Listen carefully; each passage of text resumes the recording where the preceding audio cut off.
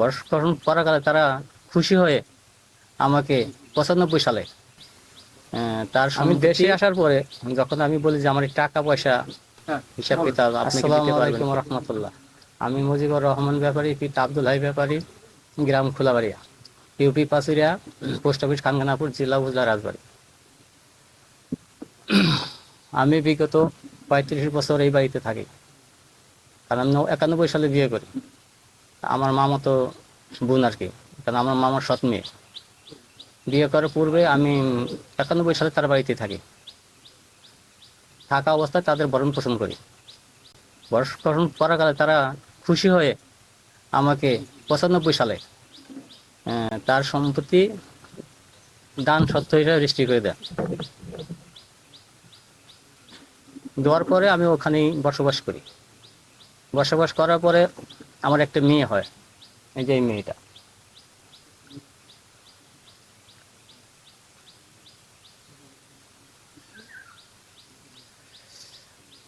পরে ওখান থেকে আমি চলে আসি, আসে এখানে ঘর বাড়ি করি।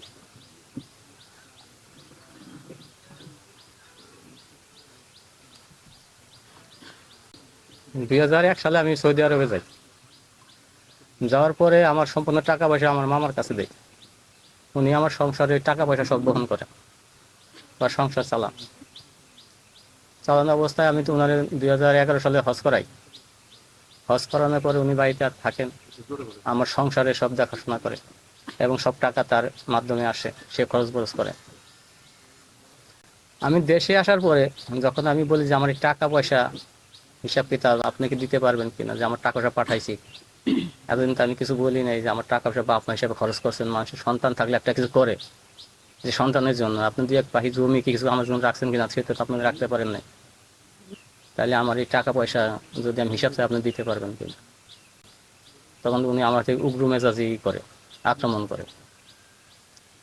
করার পরে আমি তখন কিছু বলি নাই। পরে ওনারা কয়েক ভাই, উনি হলে আওয়ামী লীগ করতো, তখন আওয়ামী লীগ ক্ষমতায়। আমি আসার পর তো আওয়ামী লীগ ক্ষমতা, আগে তো আওয়ামী লীগ ক্ষমতায়, কিন্তু কোনটু কথা বলে তারা আমার ভয় দেখাইতো যে বেশি কথা হলো জেলে নিয়ে যাব, জেলে ভরিয়ে দেবো, এইসব আক্রমণের কথা বলতে বলতো। আমি প্রতিবেশীর কাছে বলতাম যে এখন কি করা যায় এগুলো, আর ওরা বলতেছে এদের ইসেতে আমরা থাকতে পারতেছি না, অত্যাচারে। এখন তুমি সেই সময় টাকা পয়সা দিচ্ছ, আমরা জানি না শুনি না, তোমাদের শ্বশুর এসে জামার ব্যাপার, তোমাদের যেটা ভালো হয় সেটাই তো। তো এইভাবে দীর্ঘদিন চলছে। চলার পরও 2024 সালের দিকে উনি আমার নামে একটা মামলা দেয়, কিন্তু এই মামলাটা সম্পূর্ণ মিথ্যা ছিল।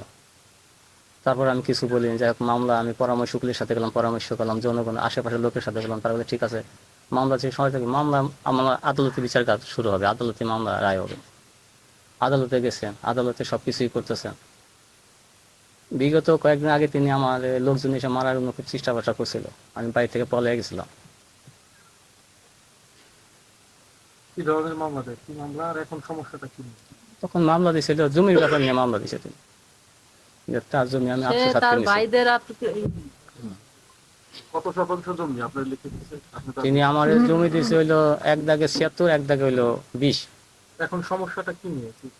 এখন সমস্যা উনি জানেন, ওনার কি ওনার ভরণ পোষণ সব করছে, খাওয়া দাওয়া সব দিয়ে, উনি খায় না, খাওয়া দাওয়া বহন করে না, খাবার দিলে ফেরত দিয়ে দেয়। উনি বলতে আমার জমি ফেরত দাও। এখন তার বাইদের এসে এলে সেইগুলো করে, আর তার সাথে আমার কোনো দ্বন্দ্ব তো আজ পর্যন্ত হয় নাই। এখন এই দ্বন্দ্ব কেন হচ্ছে 35 বছর বাদে, এটা না আপনার কাছে আমাদের যে এত বছর কিছু হলো না, এখন এই শেষ অবস্থা তিনি বৃদ্ধ অবস্থায়, তিনি এগুলো কেন আমার কাছে করেন? উনি সবসময় ওনার ভাই কাছে করে থাকে, কি বুদ্ধি দেন যায় আসে আমার সাথে এই কাছেও করে। জমি ফেরত স্যার ভয় দেখায়, আক্রমণ করে।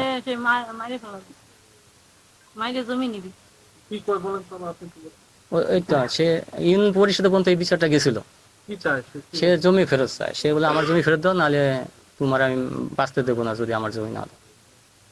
মাইরে হলে জমি নেব। আমার নাম হালিমা, আমার বাবা মুস্তাফা, মা নীলুফা বেগম।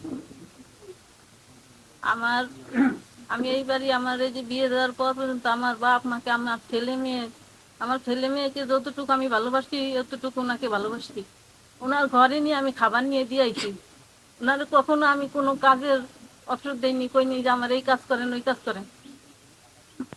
তারপর আমার উপর অনেক অত্যাচার করছে। আমার স্বামী কামাই করতে সব টাকা আমি ওনার কাছে, উনি সব ওনার কাছে দিচ্ছি। উনি এখন বলে ওনার 1 টাকাও দেয় না বলে।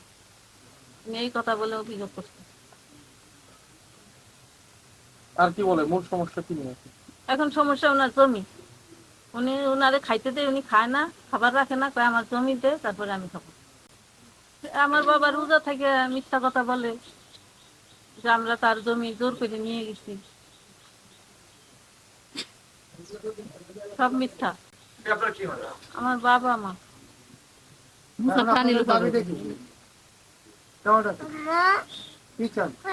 মিথ্যা যে অভিযোগগুলি দিছে এগুলি যাতে করে, এই প্রত্যাহার করা হয়। অভিযোগগুলি মিথ্যা, এগুলি প্রত্যাহার করে। ওটা হলো কথা। আর কোনো আমাদের কাছে আপনাদের কোনো এখন মিথ্যা কথার যে করে, সে মিথ্যা কথা অভিযোগ করছে যে সমাধান করে। রাজবাড়ী জার্নাল, সারা বিশ্বে রাজবাড়ী।